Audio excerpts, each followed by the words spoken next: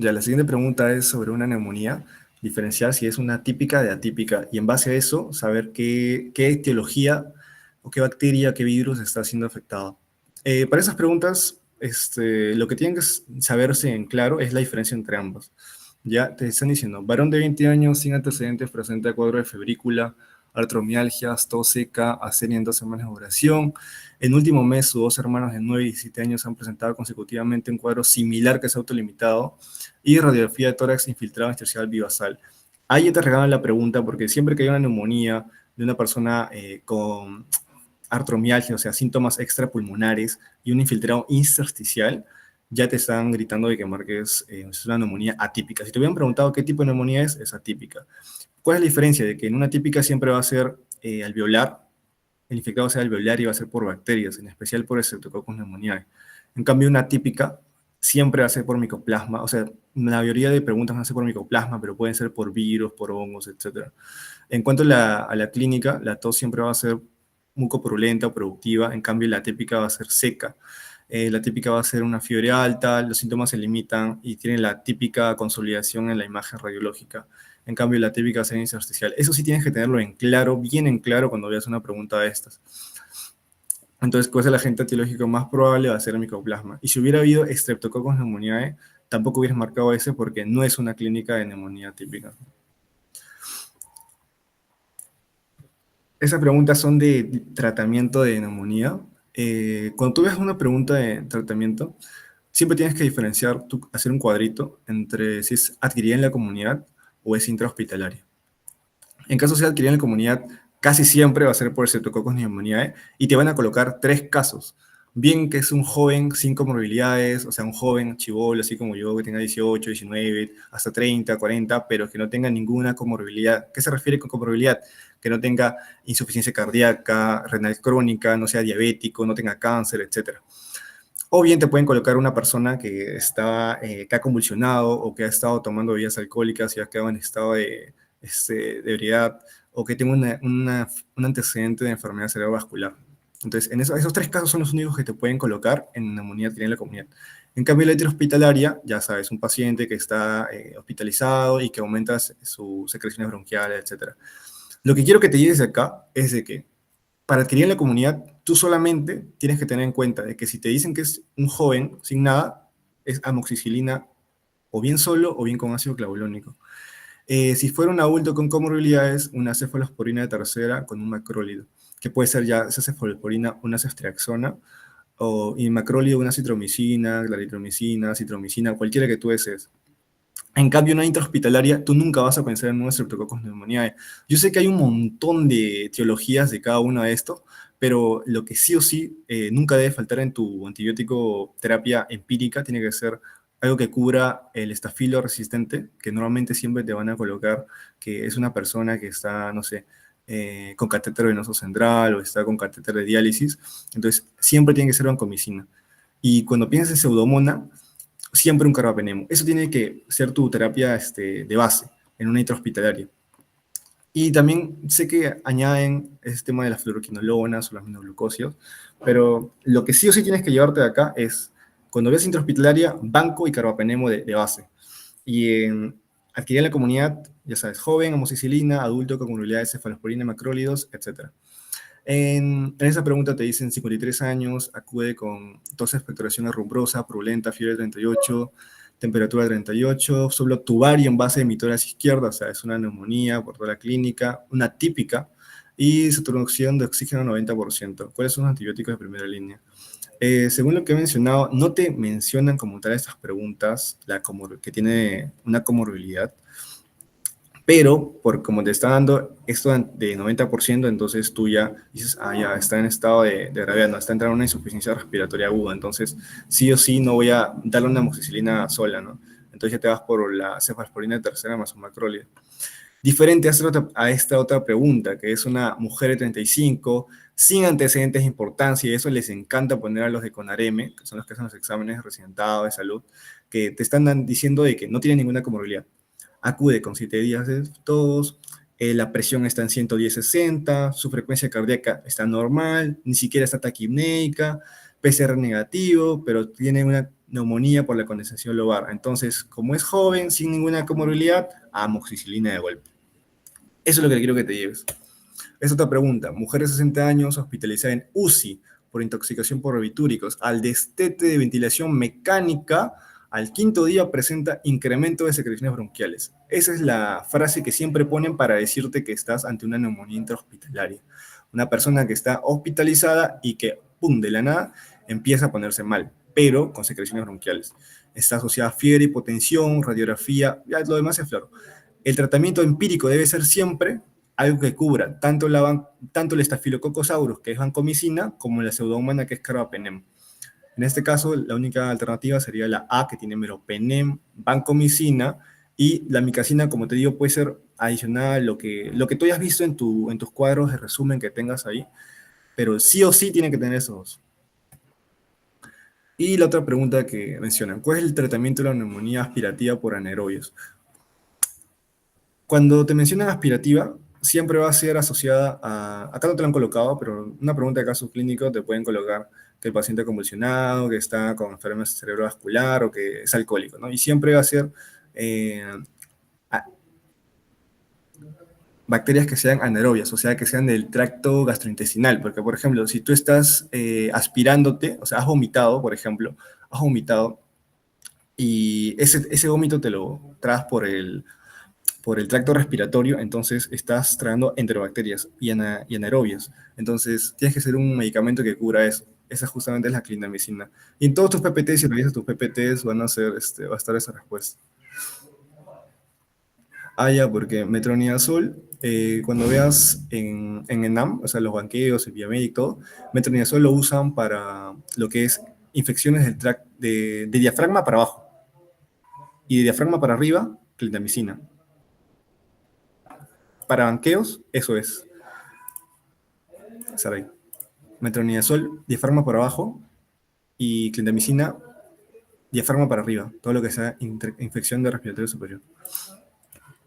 Bueno, eso. Pero para ENAM, para salud, para residentado, siempre va a ser así. La siguiente pregunta es, varón de 48 con insuficiencia renal dialítica por catéter central en posoperatorio 6 de colecistectomía. Ya, te dicen la palabra catéter central. Tú no vas a pensar en pseudomonas si te dicen catéter central. Solamente pensarías en pseudomonas si es que te dicen de que está intubado o está en un ambiente húmedo, porque a la pseudomona le encanta crecer en ambientes húmedos. Y lo demás, ¿no?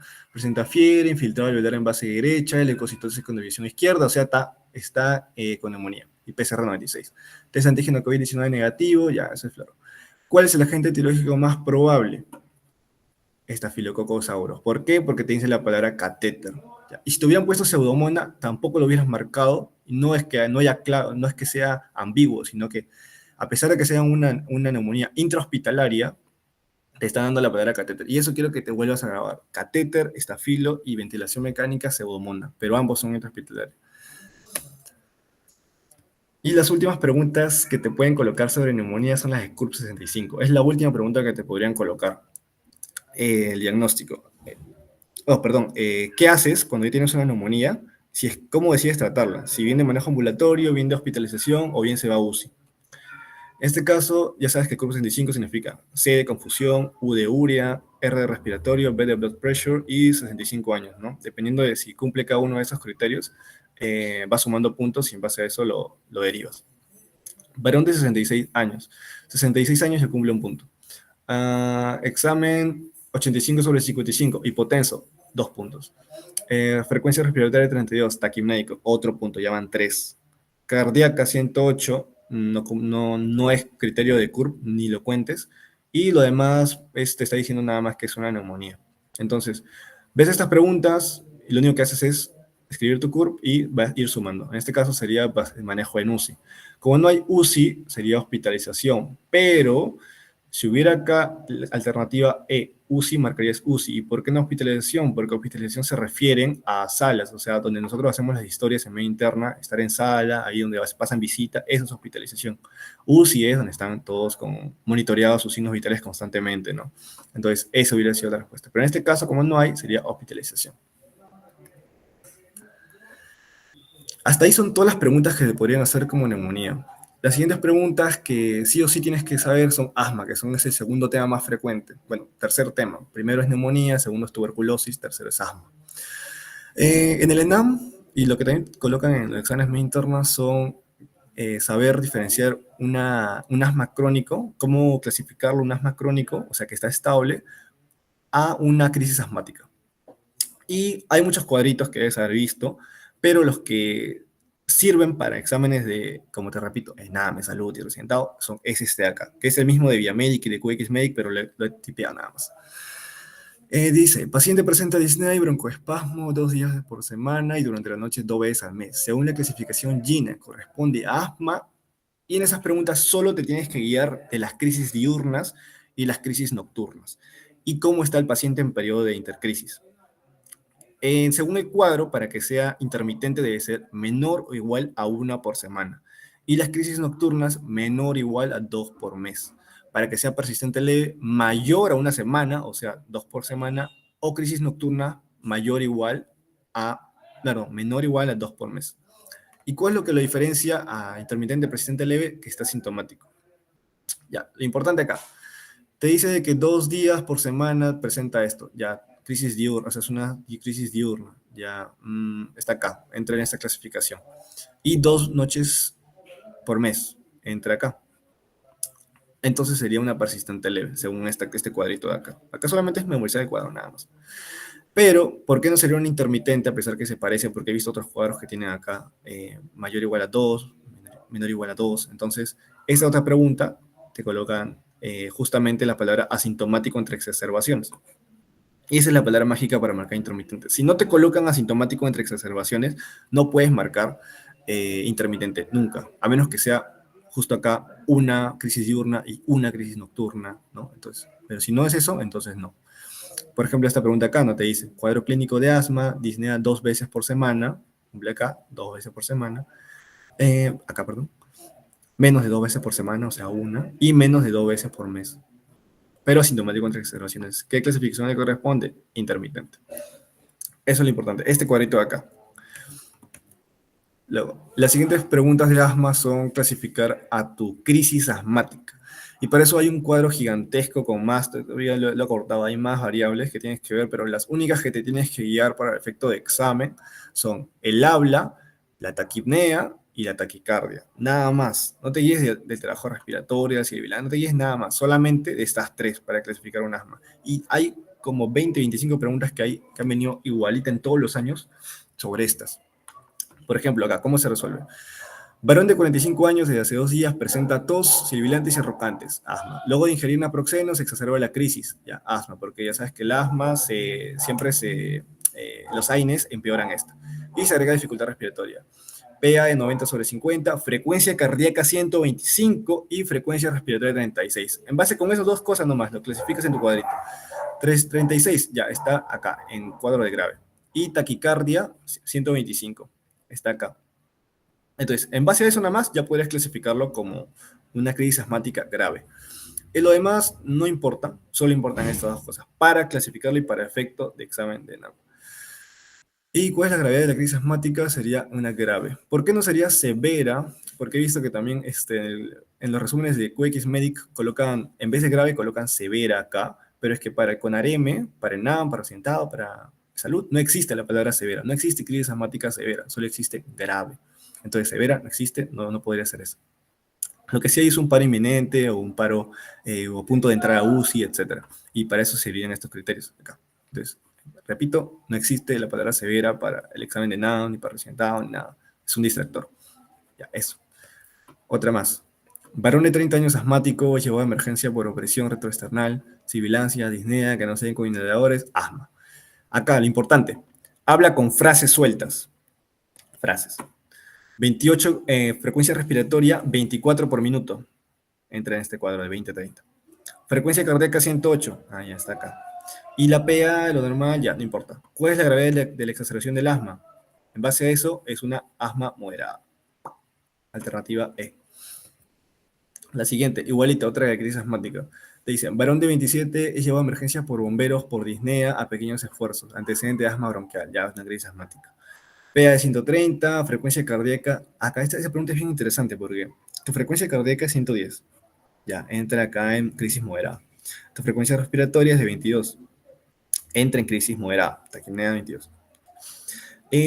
Ya, lo demás está normal y saturación 91, murmullo vesicular ausente en ambos emitoras hay murmullo vesicular ausente. ¿Qué significa? Que no pasa nada de ruido. Y te dicen, ¿cuál hallazgo es criterio de gravedad?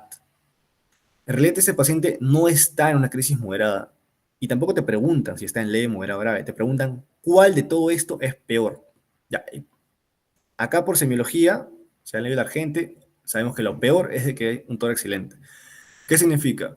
De que hay tanta broncoconstricción, hay tanto edema, hay tanto moco en las vías aéreas que ya ni siquiera está pasando nada de aire, porque recuerda que la silbilancia es el ruido que produce el aire al pasar por, un, por una superficie en la cual el radio o el diámetro está reducido. Entonces, si es que no hay nada de ruido, tórax que está silente, significa de que el bronco está tan cerrado que no permite pasar nada de aire. Y eso es peor incluso que esté tu corazón acelerado o estés respirando 20 por minuto o 22 por minuto. Eso es peor. Que tu bronquio esté totalmente cerrado es peor.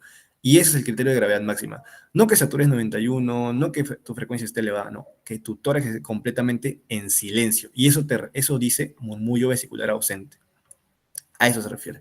Entonces la respuesta acá sería, ¿cuál es el criterio de gravedad máximo? El tórax silente. Y justamente en este cuadrito te coloca acá. El paro inminente es un tórax silente, o que tenga bradicardia, o que esté con trastorno de sensorio, etc. Otras preguntas que te hacen, aparte de clasificar un asma estable de una crisis asmática, son el tratamiento de asma. Y acá he colocado la guía esto es de Viamedic, pero también le he sumado la guía de QXMedic como para que esté ambas. Y todas las crisis asmáticas se van a resolver, ya todos sabemos, la respuesta de acá es beta-2 agonista de acción corta, ya, es fácil. Pero lo que quiero que te lleves es qué hacer ante una crisis leve y una crisis moderada o severa. Ante una leve, la mayoría de crisis, el 80% van a ser leves, que se resuelven al toque con beta-2 de acción corta, y según la guía tienes que darle 20, o sea, 2 puff cada 20 minutos, pero en la vida real, en emergencias, le dan cada 10, así que eso no importa. Después de la primera hora siempre va a mejorar, el paciente casi siempre mejora, y si no mejora, entra en este grupo del 20% que ya maneja esta hemotecnia de acá, que es boca ventila. Boca ventila, B de beta-2 de acción corta, más tu bromuro hipratropio, que es un SAMA. O la B, segundo paso, si es que con eso no mejoraría, vas a un corticoide inhalado que puede ser beclametasona, budesonida o fluticasona. Y acá un paréntesis, porque según la GINA, tú debes iniciar una crisis asmática beta-2 de acción corta con corticoide inhalado al mismo tiempo.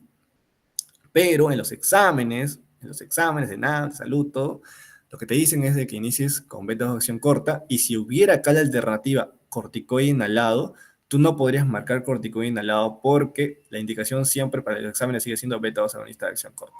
Así que solamente quería dar ese paréntesis, por eso lo he tachado también.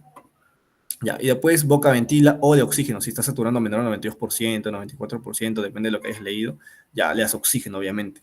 C de corticoide endovenoso, ¿no? Es lo siguiente, si no mejora con esto, le das corticoide endovenoso. Y si ya mejora con eso, ya sería con corticoide de vía oral de alta, ¿no? En los niños 5 días, adultos 7 días de corticoide de vía oral, no importa. Lo importante es de que si no mejora con eso, también puedes usar el sulfato de magnesio. Y ojo acá que el sulfato de magnesio ya ha sido pregunta resentado, es criterio de gravedad también. Que estés usando sulfato de magnesio es de que ya tu crisis no la estás resolviendo con nada, o sea, no resuelve con beta agonista, no resuelve con corticoide, no responde nada, entonces ya como última opción usa sulfato de magnesio. Y también la aminofilina. Y por último, si ya estás entrando a un preparo o un paro o estás a punto de llevarlo a UCI, ya recién usas la adrenalina. Y si todo esto no mejora, obviamente va a tener que ir a ventilación mecánica, o sea, a su fin del paciente. Fin de los criterios para entrar a ventilación mecánica. F de fatiga, o sea, de que esté con un PCO2 mayor de 45, sus músculos respiratorios se hayan cansado totalmente. Y de inestabilidad hemodinámica, que significa hipotensión. Cuando tú leas inestabilidad hemodinámica en cualquier pregunta de examen, en nada, lo que sea, significa hipotensión. Inestabilidad hemodinámica igual a hipotensión. O neurológico, o sea, que esté con trastorno del sensorio. Ahí, obviamente, va a ventilación mecánica. Entonces, la respuesta a esta pregunta, todos saben que es beta-2 de acción corta, pero quiero que te lleves esto de acá, que seguro lo tienes en tus apuntes. Y esta pregunta de acá, que es sobre la espirometría en un paciente asmático con EPOC. Acá varios han respondido de que era una disminución de la capacidad residual funcional y el volumen residual. que se entiende porque tú lees asma o lees EPOC o cualquier enfermedad respiratoria, y si no te acuerdas bien cómo era este cuadro de espirometría, no lo tienes apuntado a tu costado, vas a marcar siempre algo que disminuya, ¿no? Porque no vas a pensar que aumenta. Pero para eso es que voy a explicarlo acá. Si te acuerdas, la espirometría tiene su volumen corriente, que es lo que respiras normalmente. Tu inspiración máxima, lo de arriba, y luego tu expiración máxima acá. Ya. Y tu volumen residual es el aire que siempre está retenido, pero que no puedes hacer uso. Entonces, ¿qué sucede en un paciente con asma o con EPOC o cualquier enfermedad que retenga aire? Eh, ¿Dónde se va a ir todo el aire retenido? Obviamente a donde no puedes hacer uso, o sea, al volumen residual. ¿Y cómo se va a ver eso en la radiografía? Con radiolucidez y con una hiperinsuflación. Y por eso es que los pacientes con EPOC tienen su tórax en tonel. Por eso es de que cuando veas tu espirometría y en este cuadro está más bonito, vas a ver de que lo normal es de que tu volumen residual esté de ese tamaño y tu capacidad residual funcional esté de ese tamaño. Cuando tú empiezas a retener aire, tu volumen residual aumenta porque ahí es donde se va todo el aire retenido. Y como la capacidad residual funcional es la suma de volumen residual más volumen de reserva expiratorio, obviamente estos dos van a aumentar. Y esa sería la respuesta. ¿Qué resultado esperarías encontrar en una espirometría de un paciente con asma? Sería el aumento de la capacidad residual funcional con aumento de volumen residual, la B. Esa es la respuesta. Esas serían todas las preguntas que te pueden hacer con respecto a asma en un examen del ENAM, ¿no? Tratamiento, diagnóstico, crisis asmática y manejo de normal. Y la espirometría, obviamente. Siguiente tema, tuberculosis. Esa pregunta todos tienen que dominar, que es cuál es el esquema, ¿no? El esquema 1, ya 2 meses del núcleo core, o sea, isoniazida, rifampicina, tambutol y piracinamida, y 4 meses de solo rifampicina e isoniazida, pero interdiario. Esto 3 de acá, o sea, cuando tú ves el esquema, R3 significa rifampicina 3 veces por semana, e isoniazida 3 veces por semana. Por ejemplo, acá te estaría diciendo esta pregunta, la alternativa B, te diría R2 significa rifampicina 2 veces por semana, isoniazida 2 veces por semana y etambutol 2 veces por semana. A eso se refieren cuando hablan de eso. Pero en un paciente con primo infección de TB, tu esquema 1 siempre va a ser 2 meses del núcleo core más 4 de continuación, ¿no? Pero solamente 3 veces por semana. Si fuera una TB miliar o un VIH-Sida, de igual manera, empieza tu esquema 1, la primera fase siempre con 2 meses del núcleo core, y ya después vas viendo, vas modificando el tratamiento, ¿no? Dependiendo. Y acá están las dosis. Siguiente pregunta de TB. Varón de 35, consulta por presentar desde 3 semanas, tos, disnea, pérdida de peso no cuantificada, al examen físico 38, crepitantes en tercio superior de mitoras derecho y rocantes difuso. ¿Qué examen le permite confirmar el diagnóstico? Ya.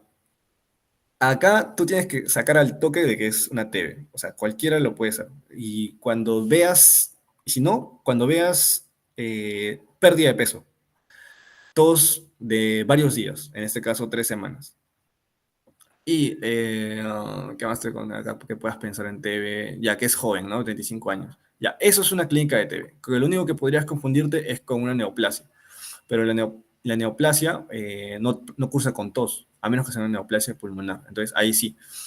Pero en este caso es un paciente joven, así que no. Te dicen, ¿qué examen le permite confirmar el diagnóstico? Ya, si tú tienes este algoritmo, que es el mismo algoritmo de QXMedic, solamente que lo he colocado así, vas a ver que cualquier paciente con sospecha de TB, lo primero que haces es hacerle 2 BK en esputo, ¿no? 2, siempre 2.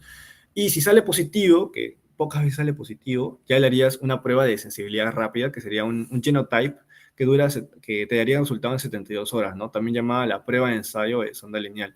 ¿Y por qué ese genotype y no un GeneXpert? Porque el genotype, recuerda que hace es resistencia a rifampicina y a isoniazida, te da las dos resistencias. En cambio, el GeneXpert solamente te da rifa. Después de que hayas tenido tu resistencia, ya sabes si es resistente o no, le harías el esquema 1 si fuera pansensible, o sea que no tiene resistencia, o tratamiento de acuerdo a la resistencia que presenta. Entonces, beca en esputo, positivo, genotype. Ya tienes genotype, esquema 1. O en todo caso, otro que colocan en QXMedic y en ViaMedic que dicen es, ya, si sale beca en esputo positivo, también hazle un MOTS, que es un cultivo, ¿no? Si no tienes genotype.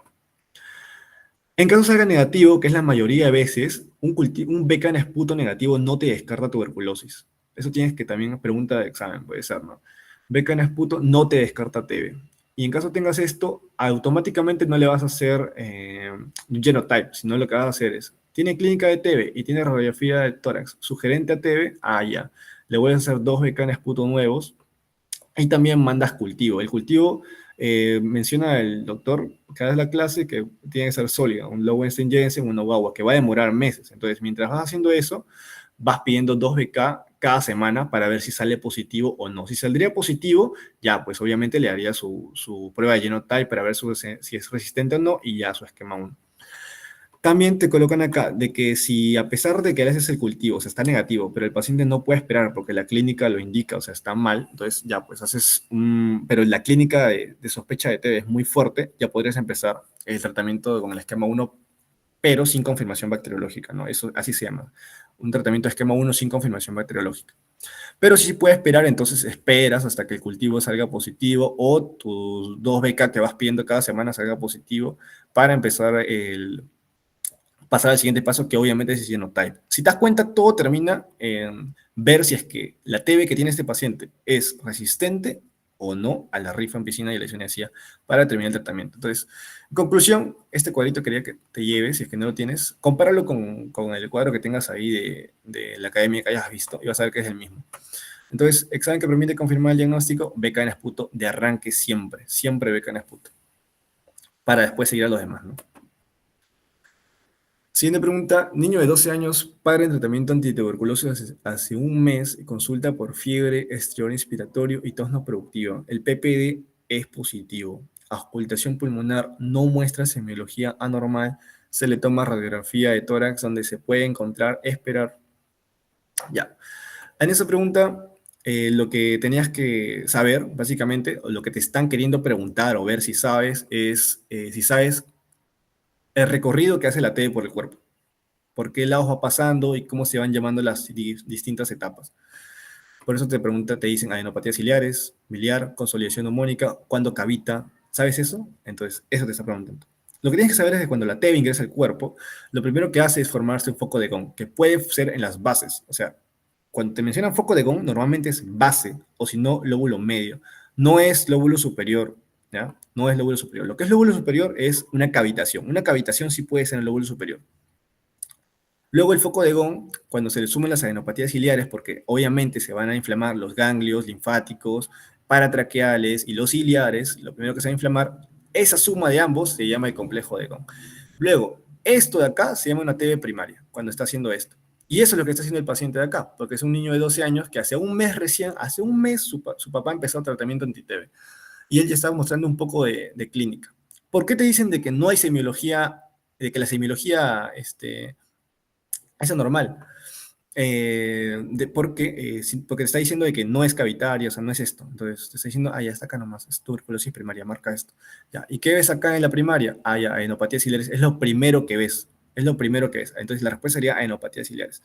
¿Por qué no podría ser nódulos pulmonares miliares? Porque cuando hablan de una TB miliar es porque ya se ha diseminado, o sea, ha pasado de una TB primaria a una secundaria que se ha reactivado y está ya formando cavitaciones, se ha diseminado por el cuerpo y ya eso se llama tuberculosis miliar, ¿no? Como sabes. O en todo caso, este paciente ha ido, en vez de ir a una TB secundaria, ha ido a una tuberculosis primaria progresiva porque tiene o bien SIDA o tiene una desnutrición severa que produce una bacteremia, ¿no? Y ya comienza a ser TB, síntomas de TB extrapulmonar. Por eso no puede ser miliar, porque cuando te hablan de miliar es porque ya se ha diseminado y no te están diciendo eso. Consolidación neumónica, bueno, no es porque esto es tuberculosis neumónica, no. Y cavitación en el lóbulo superior no puede ser porque te estoy diciendo acá, según el cuadrito, de que una cavitación sucede en la tuberculosis secundaria, ¿no? Que ya es porque ha pasado tiempo, ha habido calcificación de los ganglios ciliares y paratraqueales, se ha formado el complejo de Ranke, que por cierto, el complejo de Ranke es la suma del complejo de Gauss más la calcificación de estos ganglios ciliares y paratraqueales. Entonces, básicamente por eso. Y solamente para hacer énfasis en esto, en que es el PPD, o sea, te dicen de que PPD es positivo para decirte de que ese niño vive con el padre, ¿no? Porque puede ser de que ya, pues, tiene papá con tratamiento antituberculoso, pero no vive con él. Entonces, que te digan de que el PPD es positivo es de que, ya, el niño ha tenido contacto con esta persona con tuberculosis. ¿no? En este caso, el PPD, para que sea positivo en una persona normal como nosotros, así estudiantes, ¿ya? Es de que tiene que ser mayor a 10 milímetros. Pero para que sea positivo en personas con SIDA, inmunosuprimidos, neoplasia, trasplantes, cualquier tipo de eso, ya ahí sí, el requisito es mayor a 5 milímetros, normal, con eso puede ser. Pero lo importante es de que haya también, puede dar falsos positivos si es que tiene la vacuna, la BCG, o falsos negativos con inmunosupresión como esta. Y las últimas preguntas que hacen sobre TED, bastante preguntas hacen sobre, sobre tratamiento antituberculoso, o sea, los efectos adversos del núcleo core, de la rifa, isoniazida, piracinamida y tambutol. No creo que tomen esto en el examen de media interna porque en mis PPTs, por ejemplo, no han colocado, no han hecho énfasis mucho en los efectos adversos, pero lo que sí hacen es en ENAO, residentado, en todo, en salud, hacen a cada rato. Una pregunta siempre viene sobre esto. Y bueno, lo voy a hacerlo rápido porque como no viene mucho para media interna, pero sí para ENA, es importante que sepan eso. Ya, te dice, varón de 28 años con diagnóstico de TB pleural, lleva un mes en tratamiento con tuberculostáticos de primera línea, o sea, el núcleo core, porque esto es primera línea. Consulta por inflamación del primer ortejo del pie derecho. Ácido úrico 12 miligramos por decilitro. ¿Cuál sería la medida adecuada? Acá tienes que saber cuál de todos estos cuatro hace elevación del ácido úrico y por lo tanto gota, porque le está narrando la clínica de una gota. Entonces, yo tengo mi hemotecnia, bueno, esto que piracinamida con P de pie. Entonces, pie es el fármaco, la piracinamida es el fármaco que más hace hiperuricemia, o sea, hace gota. Y también hace otros efectos como hepatotoxicidad, etc. Otro fármaco que hace, ¿dónde está la hiperuricemia? Ahí está. Otro fármaco que hace hiperuricemia es el etambutol, pero es el segundo. Pero casi siempre te van a poner piracinamida. Entonces, la clave sería retirar la piracinamida porque es la que ha causado esto. ¿Cuál de los siguientes fármacos en el tratamiento de tuberculosis produce neuritis óptica? Etambutol. Etambutol es el que más produce neuritis óptica y te acuerdas porque tiene la E de eye, que en inglés es ojo, así que neuritis óptica. Ya, ese es etambutol. Siguiente pregunta. Beca positivo empieza el tratamiento específico para esquema 1. Esquema 1, 2 meses del núcleo core. Al mes de tratamiento empieza a tener disminución de la agudeza visual y no puede ver el color verde. O sea, te narra las características de alteraciones visuales propias según de una reacción adversa del etambutol. ¿Cuál es el fármaco responsable de esta reacción? Etambutol con E de I. Otra pregunta. Varón de 21 años con diagnóstico de derrame pleural por tuberculosis, o sea, una TB miliar que es mostrando síntomas extrapulmonares. Inicia tratamiento con núcleo básico y acude a consulta por orina color naranja. ¿Qué fármaco es el más responsable de esta reacción? La rifampicina es el que más se asocia con este cambio de coloración de los líquidos del cuerpo, ¿no? Color naranja de las lágrimas, de la orina, cualquier líquido del cuerpo cambia de color naranja. No tengo una memotecnia o algo para acordarme de eso. Y otra cosa importante es de que tanto la rifampicina como la isoniazida son los que más producen elevación de transaminasas, o sea, TGO y TGP, o sea, hepatitis. Es lo que también tienes que tener en cuenta cuando te preguntan eso. Y que la isoniazida, además de otro efecto adverso que tiene, además de elevar las transaminasas, es la deficiencia de vitamina B6, que te produce neurotoxicidad. Por lo tanto, todo esquema de tratamiento antituberculoso, además de isoniazida, debe recibir piridoxina, 50 miligramos por día, mientras dure el tratamiento. Es algo importante también a tomar en cuenta sobre la isoniazida. Respuesta de acá, rifampicina. Yo te repito, no creo que venga mucho para mí interna, pero sí para nada se repite bastante y quiero que se lleven eso, ¿no? Que se repite bastante. Varón de 17 años, familiar refiere que hace un día presenta cefalea, fiebre, fotofobia, manchas equimóticas en piel, examen, presión arterial 130, frecuencia respiratoria 28, 39, confuso, equimosis y petequilas difusas en la piel, rigidez de nuca, hiperreflexia. Ya, te narran esto. Se debe iniciar quimioprofilaxis al personal de salud que contactó con el paciente. O sea, te están dando una TB que ha hecho meningitis, ¿no? Y te dice, ¿qué le harías al personal de salud? Según esto, según la guía del MINSA y también la de Wexmake, el fármaco de elección es la isoniazida para profilaxis. Eso te tienes que llevar. Ya. ¿Y cuál es la condición también para tratar una TB latente? Que es como sería esta, ¿no? Porque acuérdate, TB latente significa PPD, o sea, una PPD positiva es tuberculosis latente. Eso también tienes que llevarte, ¿eh? Tuberculosis latente es igual a PPD positiva. Ya. Acá está, esta otra pregunta de acá. Te dice, adolescente de 16 años diagnosticado de VIH acude al centro de salud I14 refiriendo que su padre tiene reciente diagnóstico de TB pulmonar.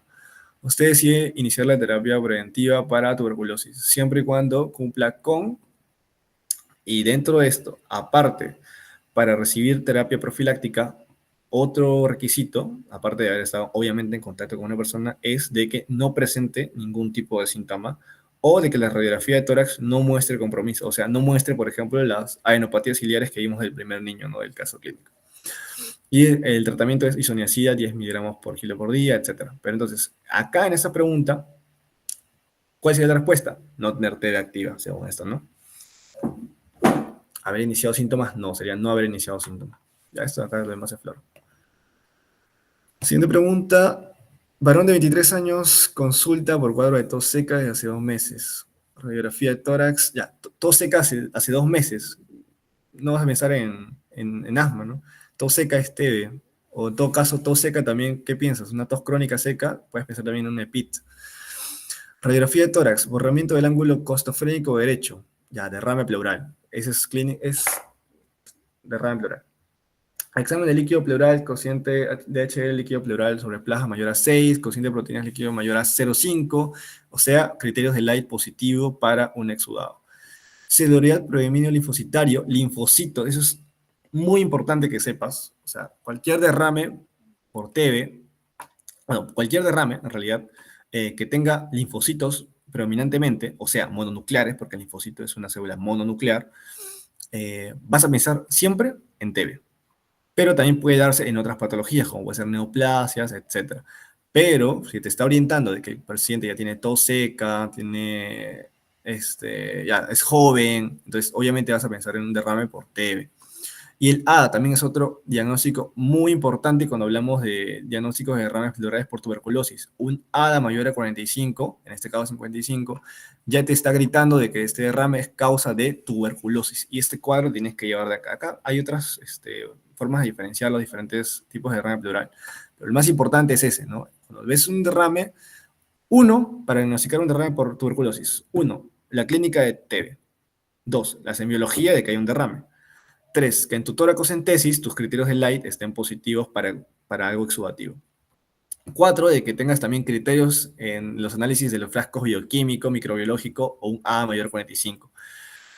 Y por último, que ya pues haces la biopsia y obviamente observas los granulomas gaseosos, que también sí o sí tienes que hacer la biopsia. Cuando tengas un derrame pleural por TB, el gold estándar no es el BK, no es el ADA, no son que veas mononucleares, no es eso. El gold estándar es una biopsia, para diferenciar, porque también se puede parecer a qué, a una neoplasia pulmonar. En este caso es joven, así que no pensaríamos mucho en eso, pero si fuera mayor y tiene antecedentes de TB, obviamente deberíamos descartarlo. El tratamiento para... eso también es importante. Tratamiento para derrame pleural por tuberculosis. Esquema 1. Si es un derrame leve, ¿no? Si fuera moderado o grave, que ya está comprometiendo la vida del paciente, obviamente ya tendrías que drenar ese derrame. Pero si no, el tratamiento es esquema 1. Y eso no se confunde, porque también he visto preguntas sobre eso. ¿Cuál es el tratamiento del derrame pleural? Ya, es esquema 1. Espérate. Entonces, la respuesta para el diagnóstico más probable sería una pleuritis tuberculosa. Pleuritis tuberculosa es igual a decir derrame pleural por TB. ¿Ya?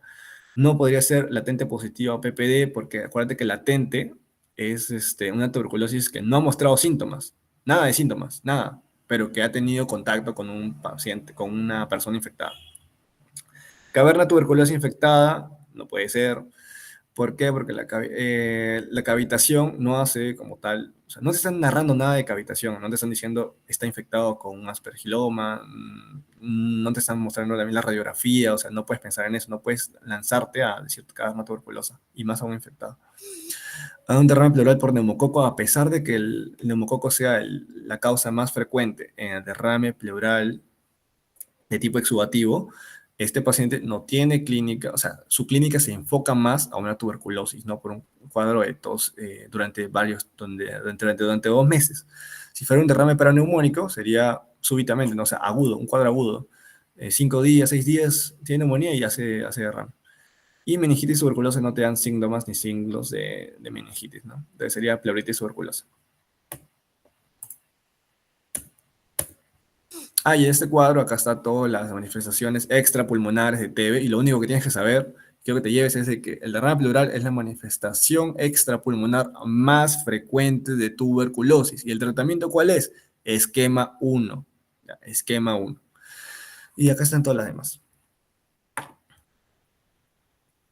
Ahora, pregunta sobre el derrame pleural, que esta sí, todas las han contestado bien. ¿Cuál es la primera acción a tomar ante un derrame pleural unilateral confirmado? ¿No? Toracocentesis. Y lo único que quiero que te lleves acá es de que cuando tú tienes un derrame pleural, tienes que fijarte primero si es que en la radiografía sale, ¿es unilateral o es bilateral? Si es unilateral, toracocentesis, obviamente. Pero si fuera bilateral, entonces tú tienes que fijarte si es que sea insuficiencia cardíaca, porque en realidad casi todos los derrames bilaterales son insuficiencia cardíaca, casi todos. Entonces, si fuera bilateral, no lo pinchas, no haces tóraco, sino lo que haces es diuréticos para que baje ese derrame. Y obviamente ahí confirmarías de que es por insuficiencia cardíaca. Además de otros valores de laboratorio, como pueden ser el ProBNP, ¿no? Que esté mayor a 1500, así. Pero, si es bilateral, no lo pinchas, le das diuréticos. Esa es la gran diferencia. O sea, no todo derrame pleural se pincha, solamente los que sean unilaterales, porque si es bilateral, diuréticos, ya, eso quiero que te digas nada más, ya. Y si es tóraco, ya, pues listo, aplicas los criterios de Light, ves si es exudado o trasudado. Si es exudado, le das sigues buscando, dependiendo de la etiología, ¿no? Todo esto de acá. Este correo es bien bonito. Pero ya, conclusión, ante un derrame pleural unilateral confirmado, sería una toracocentesis. Y si no fuera confirmado, o sea, si la pregunta te diría que es solamente un derrame pleural, o sea, que tú estás sospechando porque tienes has hecho la semiología, o sea, has encontrado matidez, has encontrado así. Entonces esto sería toracocentesis, y no sería una radiografía de tórax. Y esa pregunta parece tonta, pero ha venido y hasta yo me he confundido. Siguiente. Derrame pleural, ya, criterios de Light, ya, esos todos lo saben, ya. Acá están los valores, o sea, todos lo han visto, proteínas sobre pleura, sobre suero, y lo único que quiero que recuerdes es de que yo me confundía mucho quién está arriba, quién está abajo, y esta memotecnia la he robado del doctor Briceño, de Villamedic, que lo menciona, ¿no? Como el pulmón está arriba, entonces la pleura siempre va a estar arriba en tu fórmula. Y como el suelo está abajo, suelo con L de R, suero, va a ir abajo en la fórmula. Entonces, proteínas de la pleura sobre suero mayor a 0,5. Y acá, por eso es de que en esas alternativas también confundí un poco, ¿no? Pero el que sí es igual, está bien, sería este, LDH en líquido pleural mayor a 2/3 del límite superior al valor normal de sérico. Entonces, esa es la respuesta. ¿Cuándo se considera un derrame exudado? Cuando tiene esto. Siguiente pregunta. La causa más frecuente de derrame pleural, de lejos, es trasudados, en especial por insuficiencia cardíaca. Eso es, sí o sí tienes que saber, sí o sí eso. Insuficiencia cardíaca es el más frecuente de todos. Y si fuera un derrame por exudados, ya, dentro de los exudados, el más frecuente, paraneumónico. Y el segundo más frecuente, tuberculoso. Ya. Bueno, en Perú no, tuberculoso. Y después lo demás, la lista larga de derrames exudados. Siguiente pregunta, igual sobre criterios de Light, que es lo que más bien, o sea, eso sí o sí tienes que manejarlo bastante. Si es que estás viendo esto y no sabes, no has dominado bien ese tema, tienes que memorizarte esto, solamente memorizarte esto nada más. Este cuadro acá, proteínas, LDH, sí. En el estudio del líquido pleural obtenido mediante una toracocentesis, se obtuvo una relación de proteínas en el líquido pleural sobre proteínas de sérico menor a 0,5. DHL en líquido pleural sobre DHL sérico menor a 0,6. Estos hallazgos indican, obviamente, no cumple ningún criterio para ser exudado, por lo tanto sería un trasudado. ¿Y cuál es el trasudado? En las alternativas, la insuficiencia cardíaca congestiva. Tú ni siquiera deberías haber pensado si es que estos son o no son, porque si tú ves esto uno a uno, mesotelioma es por un cáncer, o sea, exudado. Derrame perineumónico, exudado. Empiezo pleural, infección, exudado. Pleuritis tuberculosa, derrame pleural por TB, exudado. O sea, el único trasudado era insuficiencia cardíaca. O sea, por claves también podrías saber, sin necesidad de leer esto, ¿no? O sea, ahora sacado. Y este es el resumen de QX Medic que todos tenemos. Ya. Y otra pregunta, esa pregunta era bien bonita. Dice, varón de 68 años con EPOC. Acude a emergencia por presentar súbitamente dolor torácico y disnea que no responde a oxigenoterapia ni a broncodilatadores. Al examen 110 sobre 60, frecuencia cardíaca 110, frecuencia respiratoria 30. Ya. Frecuencia Ahí está, examen 110/60, frecuencia cardíaca 110, frecuencia respiratoria 30, saturación 86%, hiperresonancia de la percusión del emitor derecho. ¿Cuál es el diagnóstico más probable? Ya. Acá primero tienes que saber qué es, o sea, ante qué estamos, ante qué estamos. Estamos ante un derrame, ante un neumotórax, ante un asma, ante una atelectasia, ¿qué estamos? Y para eso tenemos que ir al algoritmo que les dije del comienzo. Paso uno, ves las vibraciones vocales. ¿Hay vibraciones vocales? ¿Te dan el dato de vibraciones vocales? No te dan el dato. Pero si nos dieran el dato de vibraciones vocales y estuvieran aumentadas, entonces se acabó el problema. O sea, sí o sí es una consolidación. No importa todo lo demás alternativas que haya. Si dice vibraciones vocales aumentadas, se acabó. Tú marcas consolidación. Pero como no hay, pasas al siguiente paso. Paso 2. ¿Tiene matidez o tiene hiperresonancia? Lees acá, en este caso tiene hiperresonancia. Ah, ya, hiperresonancia. Entonces solamente me quedan 3 posibles diagnósticos: neumotórax, asma o EPOC. ¿Cuál es mi tercer paso para diferenciarlos? Ver la historia o ver las imágenes. ¿Cuál es la historia clínica? ¿Qué te están narrando? Varón de 68 años con EPOC. Bueno, ya te dieron la respuesta. En este caso, tampoco te estaban preguntando qué era, ¿no? Pero si te dijeran, varón de 68 años, fumador desde los 20, fuma 4 cajetillas por día, ya, obviamente es un EPOC, ¿no? Si te dijeran, joven de 20 años, de la nada disnea súbita, ah, ya, neumotórax, ¿no? Persona con sibilantes y hiperresonancia, asma, ya. Pero en este caso, ¿qué te están preguntando? Te están diciendo de que si hiperresonancia tiene POC, ya listo. ¿Cuál es la pregunta? ¿Cuál es el diagnóstico más probable? Ya, neumotórax, embolismo, exacerbación de POC, neumonía lobar. Acá varios marcaron, cuando vi las respuestas, exacerbación de POC. Y la respuesta no es esa. ¿Por qué? Porque te están diciendo de que mira la temperatura. No hay temperatura, ya, no hay dato de temperatura. ¿Qué pasaría si fuera una exacerbación del EPOC? ¿Cuál es la clínica? ¿Cómo te narran un caso clínico de una exacerbación de EPOC? Te dicen, un paciente, obviamente, bronquítico crónico, que empieza con un cuadro de malestar general, con fiebre, 38, 39, con una tos productiva mucopurulenta más de lo habitual, ahí sería una exacerbación de EPOC. En este caso, no te están diciendo nada, no te están narrando de que tiene fiebre, nada. Tampoco, ¿qué te están diciendo? Acude a emergencias por presentar súbitamente dolor torácico. Súbitamente dolor torácico. Eso es un neumotórax. Además, ¿por qué? Porque cuando tú ves las complicaciones crónicas del EPOC, que si no has leído, acá están, son las únicas 4 resaltantes, son, en primer lugar, siempre van a ser las exacerbaciones de EPOC, ¿no? Y obviamente lo más frecuente, el patógeno más frecuente son Haemophilus influenzae. Pero ya te dije, te narraría en la clínica de una fiebre, con una infección, con etcétera. En este caso, no. Te están diciendo disnea súbita. Y una complicación de crónica del EPOC es un neumotórax espontáneo secundario. Dentro de los neumotórax hay muchas causas, ¿no? Pero una de las más frecuentes es EPOC. Y es la única que ha venido en todos los exámenes que yo he podido revisar. Nunca te colocan por, a ver, ¿qué dice acá? Sarcoidosis, no te colocan neumotórax por eso, te colocan nada más por EPOC. Así que eso tienes que llevarte, ¿ya? Una complicación crónica del EPOC es neumotórax espontáneo secundario. Otra también importante es el cor pulmonare, ¿no? Que bueno, no he colocado una pregunta, pero un cor pulmonare es cuando en realidad cualquier patología respiratoria que, como es crónica, ya afecta al corazón, no, perdón, al pulmón, genera vasoconstricción pulmonar y esa vasoconstricción pulmonar hace de que la aurícula derecha se comience a hipertrofiar y eso genera falla cardíaca derecha, sin falla cardíaca izquierda. ¿No? Eso es un cor pulmonar, que también creo que sería importante que sepan, ¿no? Ya. La siguiente pregunta es otra, también sobre una complicación crónica del EPOC. Te dice, paciente de 60 años presenta consulta con tos con expectoración hace 6 meses. Vivió en zona rural donde cocinó con leña desde los 18 años y al llegar a Lima se dedicó a hornear panes en el negocio familiar. ¿Qué te están narrando? Paciente fumador y todavía que cocina con leña. En Perú es lo más frecuente. No tanto el tabaco es la causa más frecuente de EPOC, sino el humo con leña.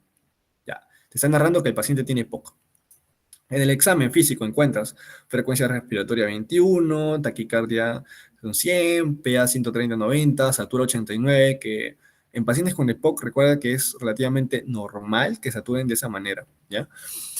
A la consulta tiende a colocar las palmas de sus manos sobre las rodillas, o sea, es una posición de trípode, o sea, te narran todo que es un EPOC. Ahora, ¿Cuál de las siguientes condiciones se asocia más a esta patología? Y en esta pregunta, lo que único que querían que sepas es cuáles son las, no, ¿cómo se podría decir? Bueno, las complicaciones que tendría esta enfermedad, ¿ya? ¿Qué diferencia es eso? Nada más. En este caso, las complicaciones crónicas de la EPOC, ya te dije, hay 4 importantes, nada más, que tienes que saber. Uno, neumotórax espontáneo secundario, ¿ya? Dos, exacerbación de este EPOC por Haemophilus influenzae, que es el patógeno más frecuente asociado a este, ¿ya? No es legionela, no es micoplasma, no es estafilococo, es Haemophilus influenzae, es lo que sí o sí tienes que llevarte, ¿ya?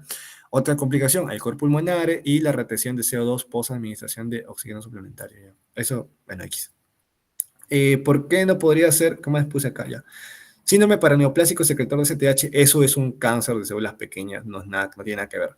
Deficiencia de alfa-1 antitripsina, esto sí es EPOC, pero es un EPOC por causa genética, por un enfisema no, claro, panacinar, por un enfisema panacinar.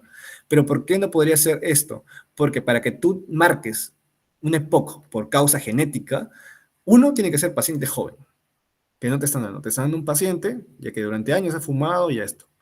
Dos, te tienen que dar patología también de hígado.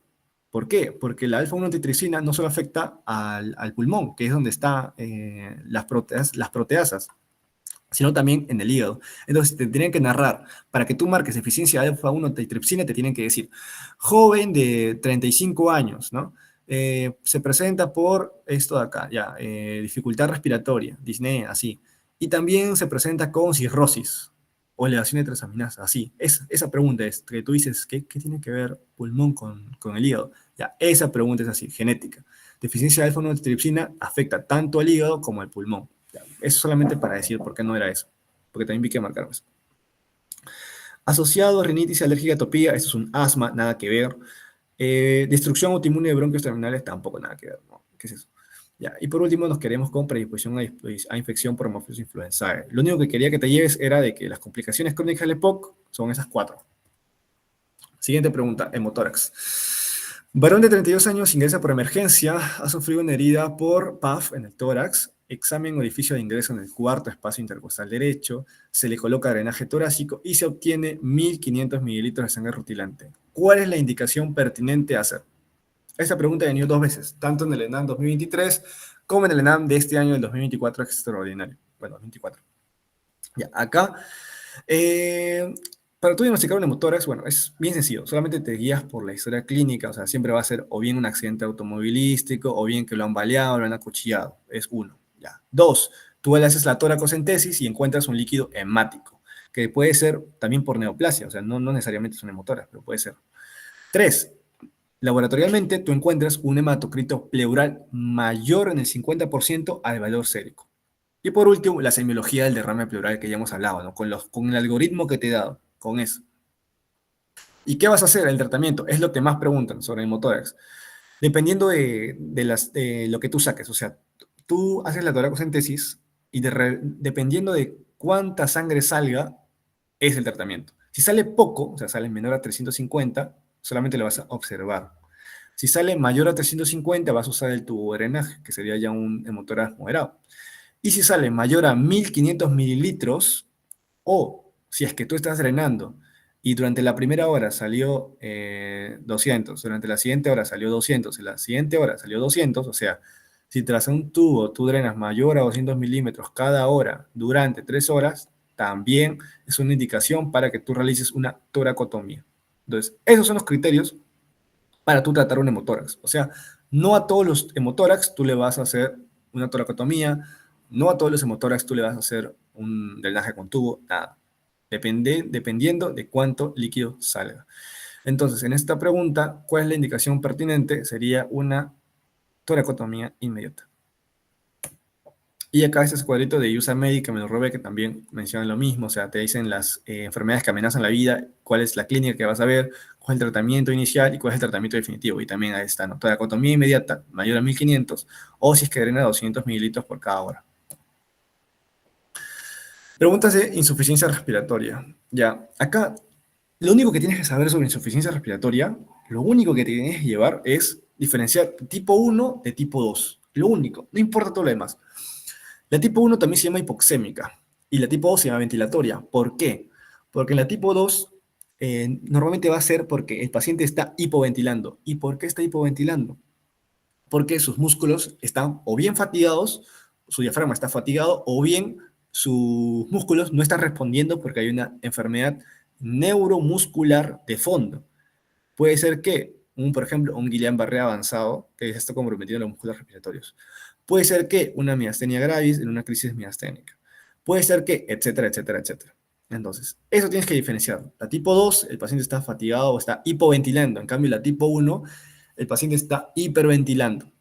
Otra cosa que tienes que saber para diferenciarlos, la tipo 1, pues no, en realidad ambas tienen la presión arterial de oxígeno menor a 60, obviamente, porque el criterio para que tú digas insuficiencia respiratoria es laboratorialmente y tiene que ser menor a 60. Dos, ¿cómo está tu PCO2? Ya. En la tipo 1, como tú estás saturando menos, tu mecanismo compensatorio, ¿cuál es?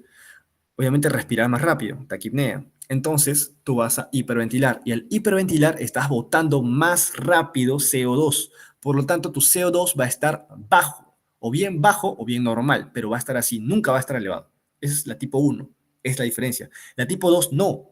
La tipo 2, como tú no estás hiperventilando, todo lo contrario, no estás totalmente fatigado o de por sí tus músculos no responden, entonces tu CO2 se va a empezar a acumular. Se acumula, se acumula, se acumula, se acumula y empieza a subir. Y obviamente el valor va a ser mayor a 50. Ese es tu diagnóstico. Y esa es la diferencia. Cuando tú ves una pregunta de insuficiencia respiratoria, te vas a ver PA2 y PCO2. Todo lo demás no importa. Ya todo lo demás es floro. Esto de 88, frecuencia respiratoria 10, PA 160, no importa. Tú solamente te fijas la PCO2 y la PO2. En este caso, ya, ¿qué te están preguntando? Ya, un ratito. Ya. Primero voy a terminar acá. Ya. Ya. Otra cosa que tienes que ver, la gradiente alveolo arterial, que también es importantísimo y lo preguntan a cada rato. Tu gradiente alveolo capilar o alveolo arterial, lo que te indica es daño pulmonar. La gradiente normal es menor a 20. Si está mayor a 20, ¿qué te está indicando? Que este pulmón está siendo dañado. En este caso, por ejemplo, en la imagen, un alveolo está siendo dañado por una neumonía que está dañando. Cualquier cosa que dañe el pulmón te va a generar un gradiente alveolo capilar elevado. Pero, ¿qué significa que esté normal? Significa que tu pulmón, tu alveolo está bien, está sano. Entonces, ¿dónde está el problema? Ah, ya, está extrapulmonarmente. En este caso puede ser porque hay una fatiga de los músculos respiratorios. Y otro caso importante, que toda insuficiencia respiratoria tipo 1, pongámosle de ejemplo un asma en insuficiencia respiratoria, está respirando así a cada rato, obviamente va a llegar a un punto en el que tus músculos se fatiguen. Y si se fatigan, obviamente vas a dejar de hiperventilar y vas a pasar a hipoventilar y tu PCO2 va a subir. Esa es la gran diferencia. Ahora sí, vamos a la pregunta. Tienes que saberte solamente este cuadro, no te morís nada más. Ya, este cuadro. Ahora sí. ENAM 2022. Mujer de 20 años traída por familiares porque no despierta después de tomar 30 pastillas de alprazolam 5 miligramos. O sea, intoxicación por benzodiazepinas. Al examen PA 100 sobre 60. Frecuencia cardíaca, ya te dije, floro. Ya, te vas de frente a la PCO2 y la PO2. A otra cosa, acá también, bueno, ya no importa. PCO2, 60. Yo que te he dicho, que te fijes la PCO2, está mayor a 50, ya pues obviamente. Insuficiencia y PO2 68, acá bueno, creo que lo he tipado mal, no importa. Lo importante es que sepas que la PCO2 está mayor a 60. ¿Eso qué te está diciendo? De que el paciente está hipoventilando, está reteniendo CO2. Además, ¿tú cómo también puedes darte cuenta de que está hipoventilando? Porque cuando tú ingieres estas pastillas, que son alprazolam, se puede decir sedantes, estás también inhibiendo a tu sistema nervioso central, estás inhibiendo el bulbo raquídeo, donde está el centro de la respiración. Entonces, obviamente, vas a empezar a hipoventilar, o sea, vas a dejar de respirar con normalidad. Eso sería que una causa neurológica de insuficiencia respiratoria aguda tipo 2. Entonces, como recuerdas, el PCO2 es una sustancia ácida, es un ácido volátil. Entonces, si se acumula un ácido volátil en tu sangre, tu pH va a empezar a disminuir porque el pH se iría hacia la acidemia. Por lo tanto, ¿qué tipo de insuficiencia respiratoria tiene? tipo 2. ¿Por qué? Porque está con PCO2 mayor a 50. ¿Y cómo estaría el pH? Como el PCO2 es un ácido, ácido volátil, pero es ácido, debería estar en acidemia. Por lo tanto, la alternativa sería tipo 2, pH menor a 721 aproximadamente. No, obviamente no lo voy a saber, pero eso es lo que quiero que te lleves, ¿ya? Este cuadrito acá. ENAN 2023. Mujer de 60 años con cáncer de mama en tratamiento. Presenta luego de viaje de 12 horas en bus, dolor tórax tipo hincada de inicio súbito. Súbito. Examen 80/60, frecuencia cardíaca, saturación, etcétera, etcétera, etcétera. ¿Qué examen te permite confirmar el diagnóstico? Ya. Acá te está narrando un caso clínico de tromboembolismo pulmonar.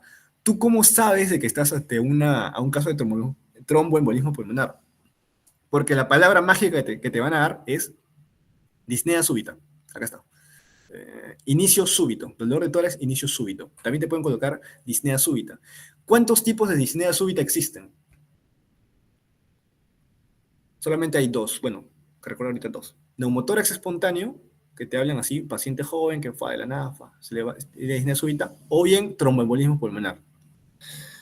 ¿Cuál es la etiología más frecuente de un tromboembolismo pulmonar? Una trombosis venosa profunda, que puede ser por una causa transitoria, como son lo más frecuente, viajes largos, te van a decir, persona que está viajando en avión durante 6 horas, 8 horas, 10 horas, o está viaje en bus de Lima a Huánuco, y llega a su destino y ¡fua! Disnea súbita. Ah, ya. Te está narrando una clínica de que el paciente ha tenido una trombosis venosa profunda, que luego ¡fua! Ha hecho tromboembolismo pulmonar o causas crónicas.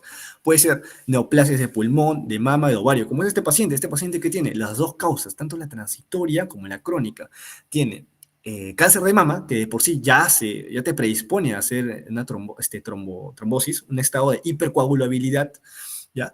Y la causa transitoria que sería en este caso, el viaje largo, pues, de 2 horas en bus, está sentada. Esas dos causas te dicen, ya, más tipo en cada inicio súbito, ya, tromboembolismo pulmonar de una. Otras causas también que tienes que saber son los estrógenos, los anticonceptivos orales. También te pueden narrar un caso de una mujer joven que está tomando anticonceptivos y de la nada disnea de inicio súbito. Listo. Cirugías de cadera. Persona que se ha posoperado al día 3, 4, disnea de inicio súbito. Ya, tromboembolismo pulmonar al ojo.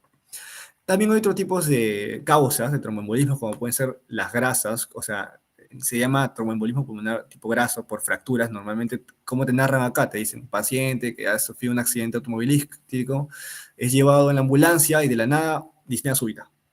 ¿Cuál es la causa? Ya, una fractura grasa. Un tromboembolismo pulmonar por causa de fractura grasa. También otras causas que se describen como el gas y el líquido amniótico, que no vienen, así que no importa. ¿Cuál es la clínica? Ya te dije, disnea súbita, es el dato que más te va a resaltar. Siempre va a haber taquicardia, nunca hay bradicardia, eso es importante para fines de examen.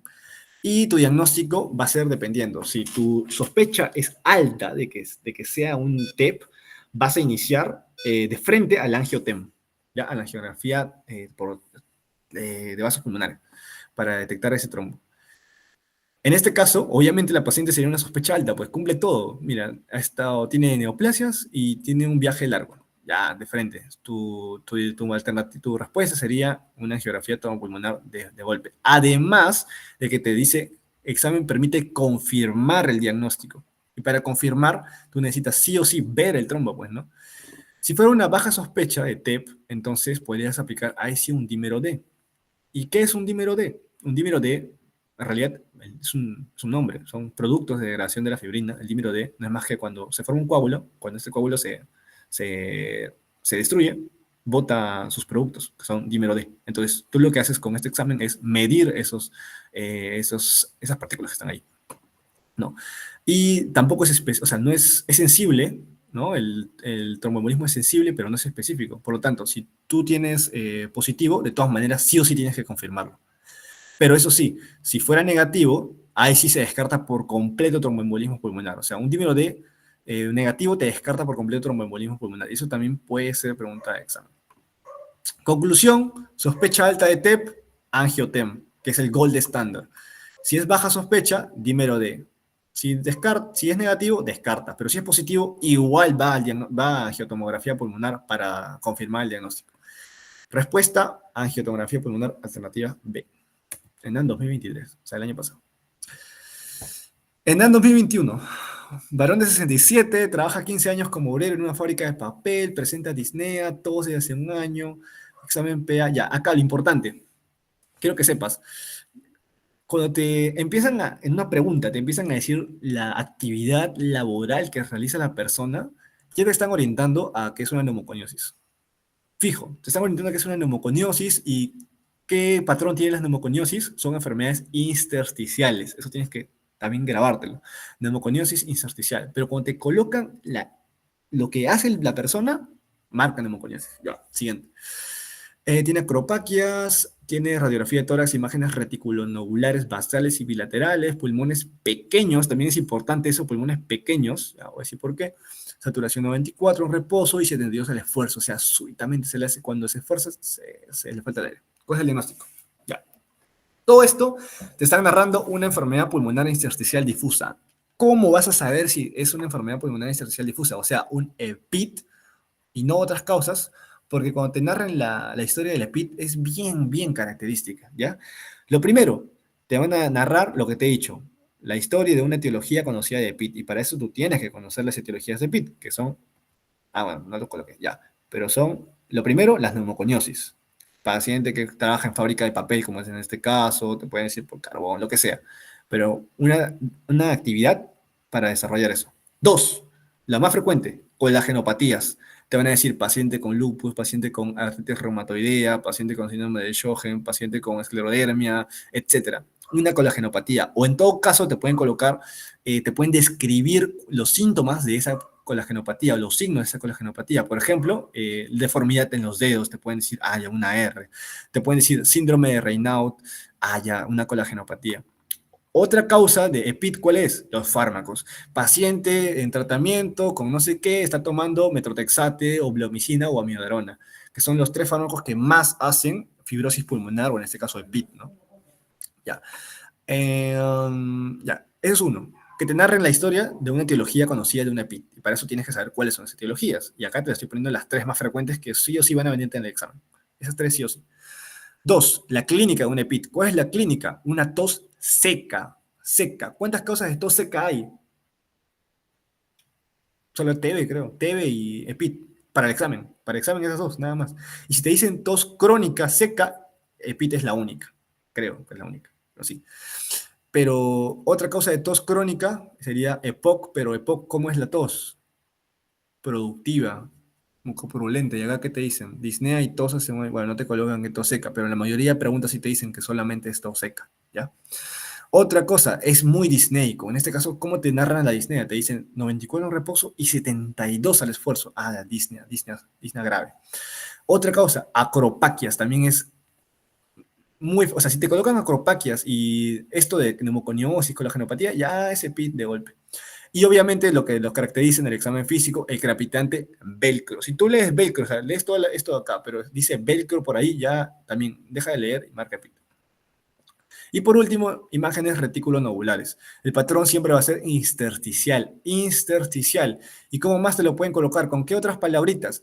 Reticulonodulares, panal de abeja, patrón lineal reticular, patrón nodular, patrón quístico, todo ese tipo de cosas. Pero lo que siempre colocan en todos los exámenes de nada, de salud, así, son reticulonodular, intersticial, panal de abeja, lo que se repite cada rato. Y por último, una espirometría, ¿no? Una espirometría que tenga un patrón restrictivo, obviamente. El pulmón se hace pequeño, no deja de que entre aire, y por eso te colocan acá pulmones pequeños. Ya, esa es la. Con todo eso, tú marcas EPIT. Y eso a cada rato se repite, a cada rato. Así que tienes que grabarte eso. ¿Ya? Eso es para el examen. ¿Ya? Y tratamiento, en mi PPT, bueno, todas las PPT se han colocado, en todas las sedes se han colocado eso. Pirfenidone y nintedanib. Ya, esos fármacos se han colocado en todas las sedes, capaz bien. Y por último, pregunta de cáncer de pulmón. Dice, mujer de 68 años con cáncer pulmonar, iniciado en tumoración pariliar izquierda. En la evaluación se encuentra compromiso metastásico, cerebral, suprarrenal, hepático y óseo. ¿Cuál es el tipo histológico más probable? En cáncer de pulmón, lo único que tienes que saber para los exámenes es la clasificación, nada más. Ya. El cáncer de pulmón tú lo puedes clasificar o bien en central y periférico, o bien en células pequeñas y no pequeñas. Células pequeñas, el cáncer de pulmón de células pequeñas, o también llamado el microcítico, nada más. O el cáncer de pulmón de células no pequeñas, que están en el adenocarcinoma, el epidermoide y el de células grandes. Lo único que tienes que saber. Ahora, ¿qué más tienes que saber sobre cáncer de pulmón? La clínica de cada uno de estos, o lo que te va a dar, o a qué más se asocia. El primero, el que a cada rato viene, cáncer de células pequeñas. Este tipo de cáncer es el más agresivo de todos. Cuando tú lo diagnosticas, ya ha hecho metástasis a todo el cuerpo. Entonces, ¿cómo te van a narrar la pregunta?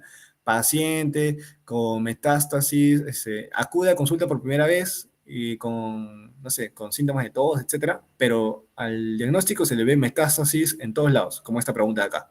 Metástasis cerebral, suprarrenal, hepática, óseo. ¿Por qué? Es el más agresivo.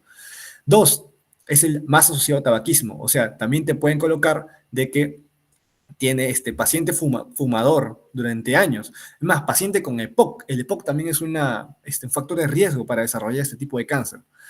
Y tres, síndromes paraneoplásicos. A cada rato, el células pequeñas es el cáncer con más síndromes paraneoplásicos que existe. Si tú lees, ¿quiénes son los síndromes paraneoplásicos más frecuentes en este? El CADH, o sea, el síndrome de inadecuado, no, secreción inadecuada de hormona antidiurética, que ¿cómo te lo van a agarrar? Paciente con hiponatremia, ¿ya? Porque un exceso de hormona antidiurética obviamente te provocaría hiponatremia, ¿ya? ¿Qué más? Un Cushing, paciente con Cushing y con cáncer. Ah, ya, células pequeñas. Otro, Lambert-Eaton. Lambert-Eaton es un síndrome muy parecido a la miastenia gravis que afecta los músculos, ¿ya? Los músculos. Entonces, eso te van a narrar. Síndromes paraneoplásicos, más asociados a células pequeñas, ¿ya?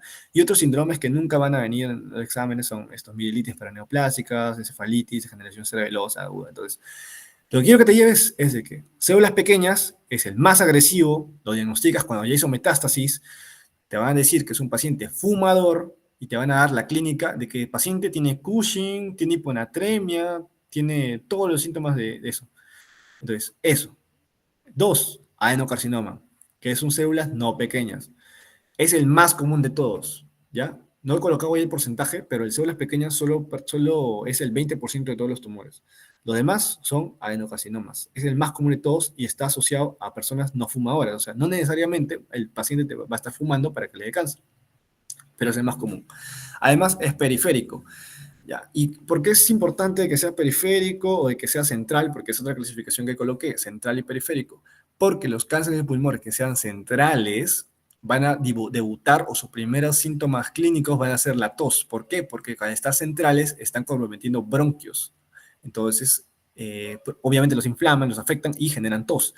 A diferencia de un cáncer periférico, como es el adenocarcinoma, los cuales debutan más cerca de la pleura, más lejos de los bronquios. Entonces, los primeros síntomas van a ser derrames pleurales, dolor pleurítico, etcétera. Dolor torácico, eso. Esa es la gran diferencia y por eso es importante saber central y periférico. Hay otras más cosas que colocan, pero lo importante para el examen es eso. Y por último, he colocado, o sea, hay una listaza de cada tipo de cosas, pero lo único que quiero que sepan es esto, ¿no? El escamoso también, lo único que lo caracteriza es que es productor de hipercalcemia. ¿Por qué? Porque secreta un péptido relacionado a la hormona paratiroidea y eso genera la hipercalcemia. Escamoso con C de hipercalcemia y con C de central, para que también te acuerdes, ¿ya? Adenocarcinoma también C, ¿ya? Y células grandes, muy poco pronóstico y la extirpación así siempre va a ser quirúrgica porque no responde a quimioterapia. No importa. Lo que quiero que te lleves, células pequeñas y adenocarcinoma. Lo más importante, lo que está resaltado. Y por último, otras cosas asociadas bastante que lo mencionan. El tumor de Pancoas y el síndrome de vena cava superior. El síndrome de vena cava superior está más relacionado, obviamente, como, ¿dónde está la vena cava? Ahí, al centro. Entonces va a estar más relacionado a los cánceres de tipo central, células pequeñas, de epidermoide. ¿Qué es el síndrome de vena cava superior? La masa, el tumor comprime la vena cava y no recibe, o sea, la sangre se empieza a acumular acá en la circulación y empieza a presentarse circulación colateral en el tórax. Y además empieza a ascender por esta vena y obviamente compromete a la cara y genera edema facial y demás, ¿no? Entonces, ese es el síndrome de vena cava superior. Y el tumor de Pancoas, que es un tumor mayoritariamente, bueno, tiene que ser un tumor del surco superior del pulmón, que genera un síndrome de Horner ipsilateral por estar comprimiendo la cadena simpática, y un dolor que se irradia a todo el miembro superior, en especial el lado cubital, la afectación porque está afectando el plexo braquial. Entonces, esas dos cosas también preguntan bastante. Síndrome de vena cava superior y tumor de Pancoas. Tú lees esto y ya sabes que estamos hablando de un cáncer. ¿Qué cáncer? Ya dependerá del resto de la historia clínica. En este caso, células pequeñas, por ejemplo, te dicen porque hay mucha metástasis al momento del diagnóstico, ¿no? ¿Y cómo es el diagnóstico? Uno, síntomas constitucionales. Baja de peso, pérdida del apetito, fiebre, así, de la nada. Dos, síntomas de cáncer de pulmón, porque el cáncer de pulmón es muy sintomatológico. ¿Qué te da? Tos, hemoptisis, dolor pleurítico, dolor torácico. Tres, signos o síntomas de un síndrome paraneoplásico. Es lo tercero que tienes que buscar para diferenciar qué tipo de cáncer estás viendo, ¿ya? Y por último, la tomografía, el examen, ¿no? El elegir. La tomografía se lleva de lejos, es el mejor examen para ver ese tipo de cáncer. Y también algo importante es de que la tomografía, o sea, este cáncer de pulmón, se le hace un screening, o sea, se hace, como quien dice, de manera preventiva se empieza a tomar tomografía a pacientes que tengan factores de riesgo, por ejemplo, pacientes con EPOC o fumadores crónicos, con historia de cáncer de pulmón, se les hace tomografía a bajas dosis, que es la mejor opción diagnóstica para evaluar un cáncer, de manera preventiva, entre comillas, por no informar. Es eso. Y obviamente una biopsia ya confirmaría el tipo histológico de cáncer que hay. Esta otra pregunta justo te dice eso, ¿no? ¿Cuál es el estudio más adecuado para detectar cáncer de pulmón incipiente en fumadores? Radiografía de tórax, no. Marcador tumoral sérico, no. Tomografía helicoidal multicortes, ya. Tomografía, ¿no? Bueno, no dice bajas dosis, pero tomografía. Papa Nicolau, gamografía, no, ya. Otro dato importante es saber, no lo he colocado, pero como datito, o sea, cómo tú diferencias un cáncer de pulmón primario. O sea, tú ves un nódulo, haces una tomografía y ves el nódulo ahí en el pulmón. ¿Cómo sabes, sin hacer nada, si ese cáncer es primario del pulmón o si viene de otro lado? O si es metástasis de un cáncer de mama, un cáncer de ovario, un cáncer de próstata, así. Ya.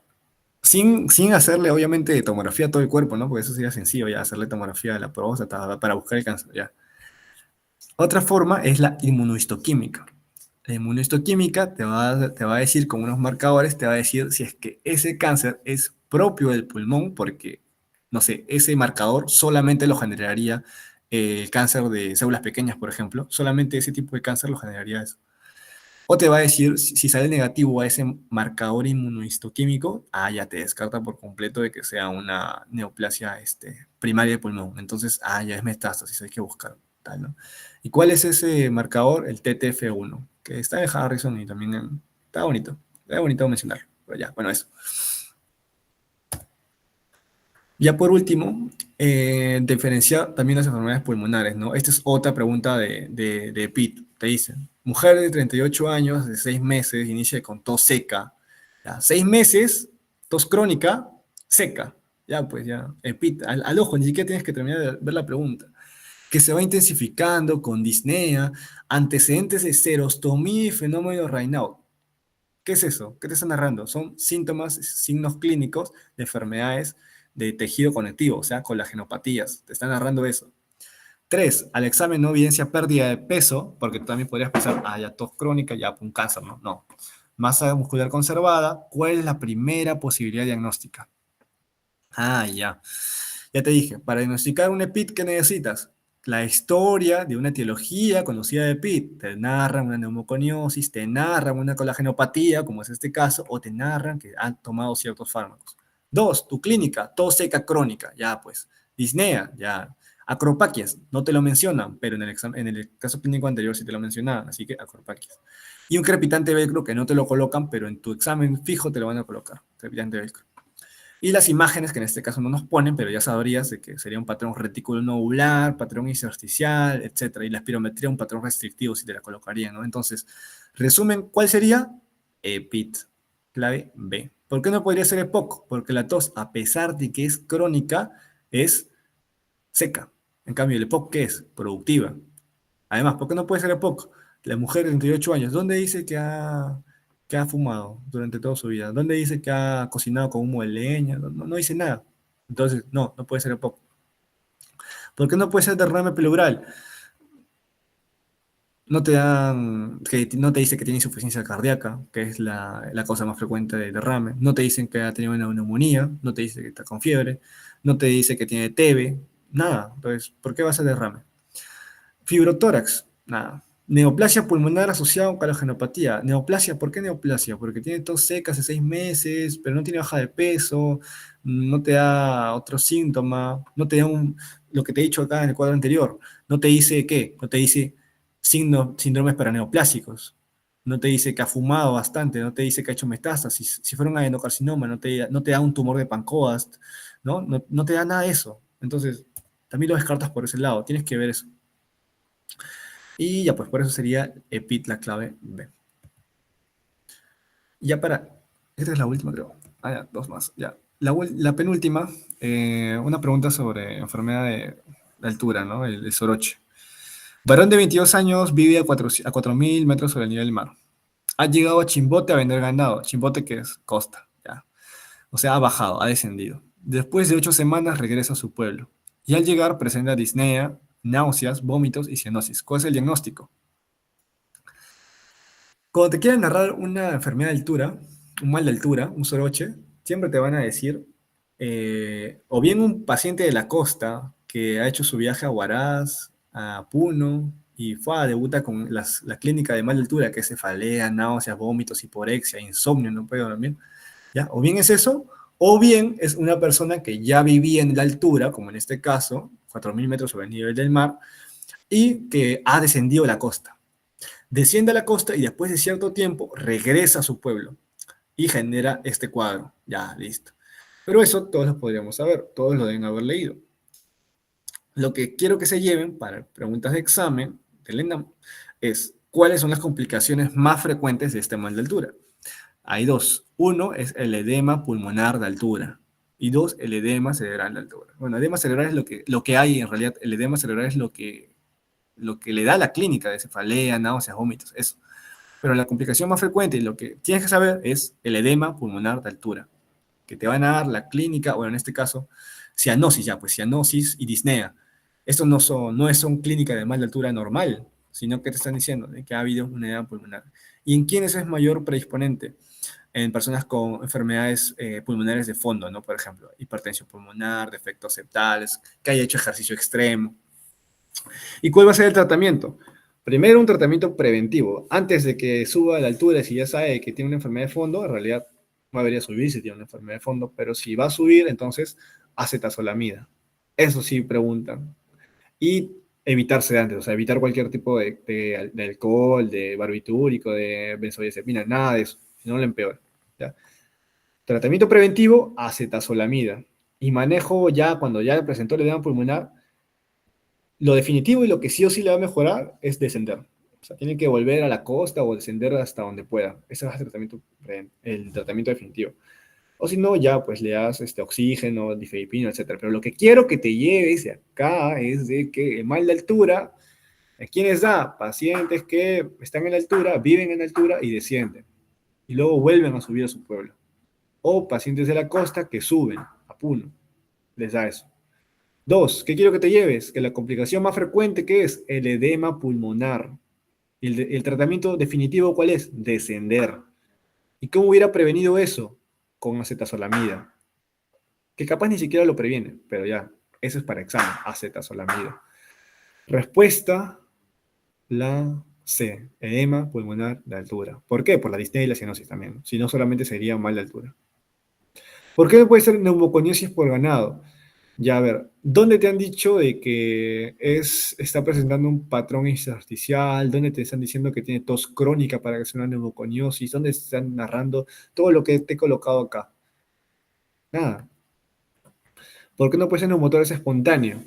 Te colocan el examen físico, donde diga que hay hiperresonancia, donde te diga que hay vibraciones vocales disminuidas. Nada. No te dan examen físico. ¿Tú cómo vas a diagnosticar un neumotórax que viendo nomás? Nada. Neumonía por carbunco, no te dicen de que está expuesto a carbón, no te están narrando tampoco patrones intersticiales, etcétera, neumoconiosis, nada. Y tromboembolismo pulmonar por trombosis venosa profunda. Ese también podría ser, o sea, sí podría ser porque te están narrando de que ha viajado, ya, te podrías confundir, pero no te están dando, no te están dando ay, la- los factores de riesgo. No te están diciendo que es una mujer que toma anticonceptivos, no te están diciendo que tiene varices, no te están diciendo de que tiene un cáncer, o sea, no se enfoca eso, si te das cuenta, no se enfoca eso. Además, la pregunta te dice 4.000 metros sobre el nivel del mar, o sea, si te quisiera decir un tromboembolismo pulmonar, el examen tampoco va a ser malo, pues te va a colocar de frente, o sea, no te va a colocar la altura, ¿entiendes? Entonces, eso tienes que ver también, saber leer ese tipo de preguntas. Conclusión, edad, pulmonar, altura. Ya, y ahora sí. Última pregunta. Síndrome de distrés respiratorio agudo, que también he venido bastante. Ya. ¿Cuál es la causa más frecuente de síndrome de distrés respiratorio agudo? Ya, por definiciones, por conceptos, por estudio, debería saber que es la sepsis. La sepsis es lo más frecuente asociado al distrés respiratorio agudo. ¿Por qué? Porque tienes que conocer la fisiopatología del distrés. ¿Y cómo ocurre así? Lo que sucede es de que ante una infección masiva, cualquier tipo de infección cercano o por lo que sea, van a ver que citoquinas proinflamatorias, ¿sí o no? Ya, y las citoquinas que van a hacer aumentar la permeabilidad capilar. Como aumenta la permeabilidad capilar, las células endoteliales se abren, los neutrófilos ingresan. Y al ingresar, empiezan a jalar agua, se llena de moco de acá, el alveolo, de pus, de todo, y genera que agua en el alveolo. ¿Qué es eso? Edema pulmonar. Eso es lo que pasa en un síndrome de distrés respiratorio agudo. Entonces, ¿qué es lo más probable que te dé eso? Una infección, pues, o sea, una sepsis generalizada. ¿Y qué es lo más frecuente en todo el mundo que haya también? Un shock séptico. Un shock séptico es la causa más frecuente de muerte. Entonces, un síndrome de distrés respiratorio agudo va a ser su causa más frecuente va a ser la sepsis. ¿Cómo defines el síndrome de distrés? ¿Cuáles son los criterios? Uno, de que hay una lesión pulmonar aguda, como en este caso, ¿no? Estamos viendo lesión, edema pulmonar. Dos, de que veas en la radiografía infiltrados pulmonares difusos alveolares. O sea, en ambas, bilateralmente, vas a ver bilateral. De que su PAFI sea menor a 300 y de que el edema pulmonar que estás viendo sea en ausencia de cualquier otra patología que pueda causar edema. Por ejemplo, insuficiencia cardíaca, que es la más frecuente de edema pulmonar. En ausencia de todo eso, ya diagnosticas un síndrome de distrés respiratorio agudo. Luego, otra cosa que mencionan las PPTs, no creo que venga, es las otras fases, ¿no? La proliferativa y la fibrótica. La proliferativa, cuando ya se ha resuelto este distrés, empiezas a cicatrizar, ¿no? Con fibroblastos se cicatriza, entonces, ya, empieza la cicatrización proliferativa, porque proliferan las células fibroblásticas y también la cicatrización. Y por último, fibrótica, que es una fase que no todos llegan, en una minoría, este colágeno se ha depositado excesivamente y esa deposición excesiva ha generado ya una fibrosis ya permanente e irreversible. ¿Y qué otra complicación frecuente se puede hallar? Hipertensión pulmonar. Entonces, una pregunta podría ser, ¿complicaciones más frecuentes del síndrome de distrés respiratorio agudo a largo plazo? ¿No? Obviamente, primero sería la muerte, ¿no? Pero a largo plazo sí sobrevive. Fibrosis pulmonar, por lo que te he dicho, porque el colágeno se ha depositado. Y dos, una hipertensión pulmonar. Serían las dos cosas más frecuentes, las dos complicaciones más frecuentes de ese síndrome de distrés respiratorio agudo.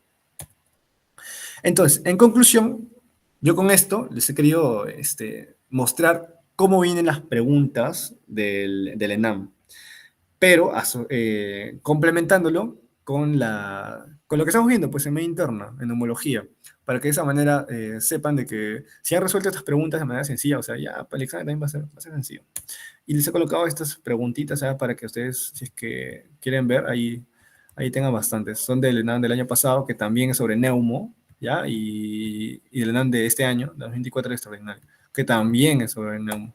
Entonces, para despedirme, decirles de que es bueno de que estemos repasando ya como base, o sea, ya hablando ya extra, extra académico, o sea, sería bueno que empecemos a estudiar a la par de que estamos estudiando para el examen de neumo, o de cardio, de endocrino, etcétera, estudiemos con banqueos de cómo viene el ENAM, porque necesitamos recuperar el primer puesto.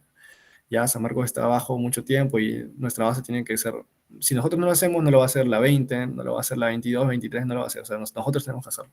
Así que ese es mi objetivo acá con estos banqueos, o sea. Así que se voy a pasar la PPT y bueno, eso sería todo por mi parte. Muchas gracias por haber estado hasta esta hora, son las 9:49. Y bueno, ahora sí voy a... Ay, gracias, José Luis. Voy a pasar las PPT de todas maneras. Y ya bueno, con esto he finalizado. Muchas gracias a todos por haber estado. Hay bastante gente, 44 personas. Ya bueno, lo voy a subir a mi canal. Voy a volver. Gracias. Hasta luego.